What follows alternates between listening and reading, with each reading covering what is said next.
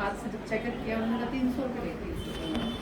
तो मैंने कहा ठीक है मैडम, वैसे भी मैंने इतना टाइम से इतना पैसा खर्च किया तो सही 300 रुपया। और जब उन्होंने मुझे चेकअप किया तो मेरा उसी दिन लास्ट डिसीजन यही था कि मैं इस कंपनी में ये मशीन मेरे हाथ में मुझे चाहिए। उन्होंने कहा ये 50,000 है। मैंने कहा 50,000 कोई वैल्यू नहीं रखता है। और मैंने वो मशीन मैंने उसी टाइम निश्चित निर्णय ले लिया था कि ये मशीन मुझे खरीदनी है। तो मैंने इनसे DCM मशीन के लिए डिमांड भी की, फिर करके वापस मैंने वो पेमेंट वापस अपने अकाउंट में दोबारा इनसे वापस ली, क्योंकि मेरे पास बहुत सारे नेटवर्किंग से इतने सारे फ़ोन आए कि ये मशीन तो 15,000 की भी है, 10 की भी है, 50 की जो आप ले रही हो इतनी महंगी मशीन है, 33,000 की भी है। तो फिर मैंने डिसीजन बाबा के सामने बैठ के लिया। मैंने कहा बाबा आप बताइए क्या क्या करना चाहते हैं, मेरे को तो समझ में नहीं आ रहा। मैं ऑफिस में थी तो कोई 5,000 की है, कोई 15,000 की, कोई 17,000 की। और इसके अलावा एक बंदा मेरे घर मशीन ही छोड़ के चला गया, जो उसने कहा 33,300 की मशीन है और 5 दिन के लिए वो मशीन मेरे घर छोड़ के चला गया। मशीन की मुझे उस टाइम ज़रूरत भी बहुत थी।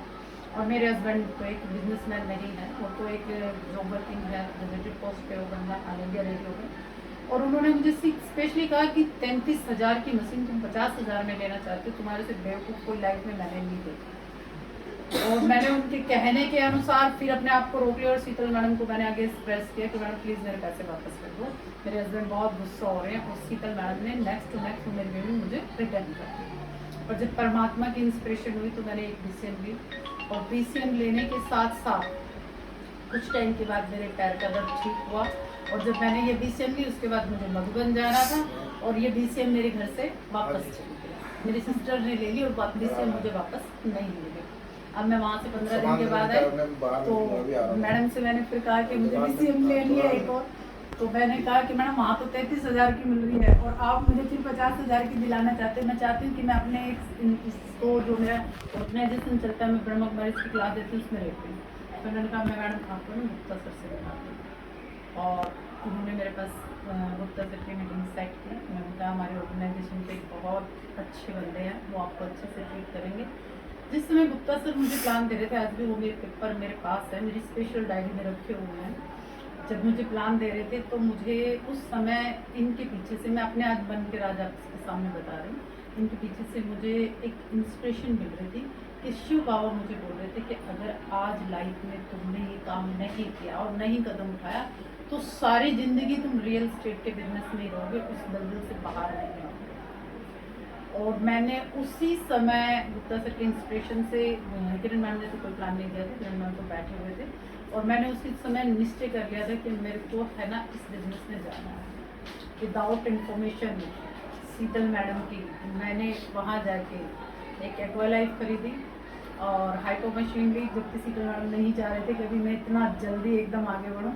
उन्होंने कहा मैडम मेरे से पूछ तो लेते, आपने पॉइंट डाले किस किस में चढ़ा दिए। मैंने कहा अभी टाइम मैंने चढ़वाया नहीं है, मैंने कह दिया है राहुल सर को कि शीतल मैडम चढ़वाएंगे। तो ये मेरी लाइफ की जर्नी रही, पर मेरा पैर इतना ओके हुआ कि मुझे वो दर्द नहीं हुआ।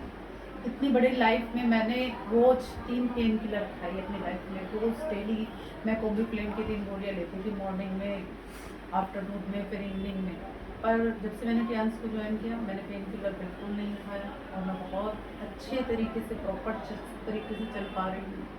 मतलब मेरी लाइफ में यही है तमन्ना कि मैं लोग से ठीक हुए, चले और पैसा भी कमाएं, क्योंकि लाइफ में हेल्थ के साथ वेल्थ की भी बहुत बड़ी रिक्वायरमेंट होती है। अगर हेल्थ है और वेल्थ नहीं तो हेल्थ भी नहीं चल सकती।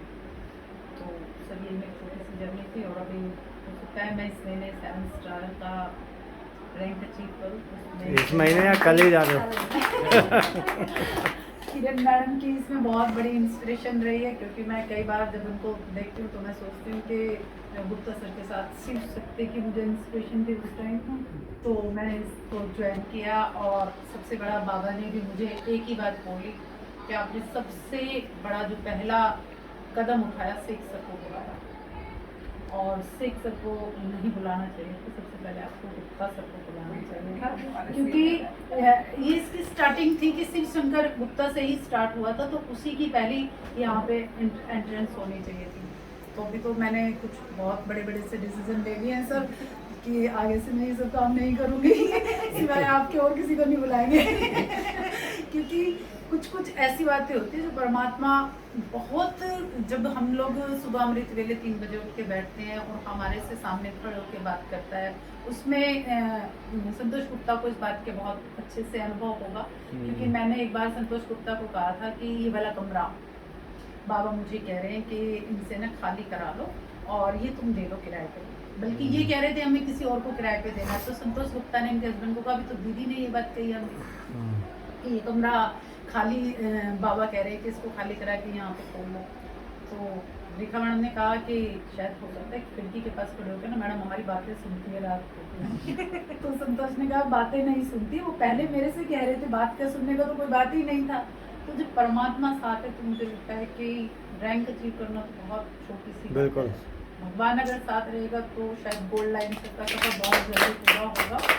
और मेरी जो भी छोटी सी टीम है उसमें सुमन मैडम है, सलोनी है, एसएस का कॉम्बिनेशन ज़्यादा है मेरे पास। शीतल मैम है, सलोनी है, सालू है, इसके अलावा शोएब है, बहुत सारे एस वाले सुनील है, एस एच का कॉम्बिनेशन ज़्यादा है।